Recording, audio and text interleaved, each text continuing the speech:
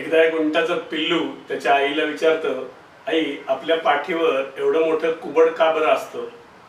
त्याची आई त्याला म्हणते, अरे आपण वाळवंटात जगतो तर वाळवंटात पाणी साठवून ठेवण्यासाठी आपल्या पाठीवर एवढं मोठं कुबड असतं. तर दुसरा प्रश्न विचारतो, आपले पाय एवढे जाडजाड आणि फताडे का असतात? त्याच्यावर आई म्हणते की आपल्याला वाळवंटात वाळूत चालायचं असतं, त्यामुळे आपले पाय जाड असतात. अजून एक प्रश्न तिसरा विचारतो की आपल्या भुवयांवर एवढे जाड केस का असतात?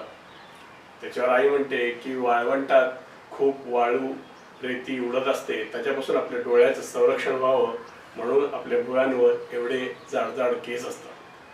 त्याच्यावर ते पिल्लू चौथा प्रश्न विचारते, आई एवढ्या सगळ्या गोष्टी देवाने आपल्याला वाळवंटात जगता यावं म्हणून दिल्यात, तर मग आपण इथे प्राणी संग्रहालयात काय करतोय बरं?